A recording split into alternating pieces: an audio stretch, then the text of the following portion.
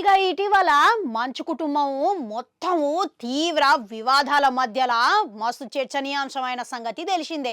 ఇక మరోపక్క గదే ఘటనల జర్నలిస్టు గిట్లా గట్టిగా గాయపడ్డ సంగతి తెలిసిందే. అందుకు గాను మోహన్ బాబును కోర్టుల హత్యాయత్నం కేసు వేసిర్రంట పోలీసులు. ఇక గదిగిట్లా ఆయన కోర్టుకు విచారణ కోసం హాజరు కావాల్సి ఉంటే మోహన్ బాబు తీవ్ర అస్వస్థతకు గురయ్యి ఆసుపత్రిలో చేరిన సంగతి తెలిసిందే. ఇక దీంతో కోర్టుకు వాళ్ళు చర్చ వినపించుకున్నారంట. ఇక ఈ నెల 24 తారీఖు వరకు ఆయనకు విచారణకెళ్ళి అరెస్టుకెళ్ళి మినహాయింపించిందంట హైకోర్టు.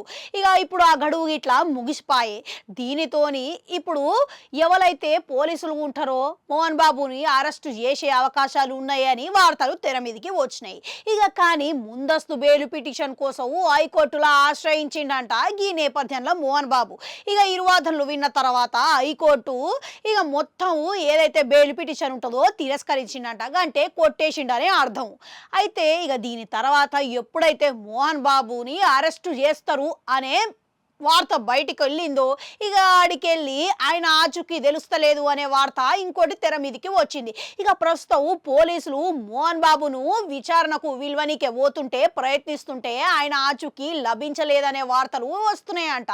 ఇక మరో పక్క చూసుకుంటే ఆయన అమెరికాకు వెళ్ళిపోయిండు అనే వార్తలు తెర మీదకి వస్తున్నాయి. ఎందుకు అనంటే ఇక ఇటీవలనే ఆయనకు అరెస్టు చేస్తారు కోర్టు ఇట్లా తిరస్కరించింది అని విన్న తర్వాత చంద్రగిరికి తిరుపతికి పోయిండు అనే వార్తలు బయటకు వచ్చినాయి. ఇక ఆడగిట్లా ఆరాధిస్తే ఆడగిట్లా ఆయన లేరు అనే వార్త తేలింది అని తెలుస్తున్నది. ఇక ఈ నేపథ్యంలో మనవన్ని చూసేటందుకు దుబాయ్ గిట్లా పోయిండు అని పలు వార్తలు వచ్చినాయి. అయితే ఈ నెల 16 తారీఖున ఆయన చంద్రగిరి పోయినప్పుడు కోర్టు బెయిల్ తిరస్కరించిన నేపథ్యంలో హైదరాబాద్ కాకుండా అమెరికాకే వెళ్ళిపోయి తలదాచుకుంటున్నాడు అనే పలు వార్తలు తెర మీదకి వచ్చినాయి.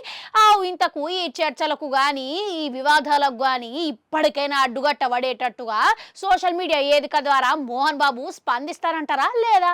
కామెంట్లలో కామెంట్ పెట్టుర్రి. అట్లనే గంట ఉంటుంది, అది కూడా నొక్కురి. మళ్ళొస్తా.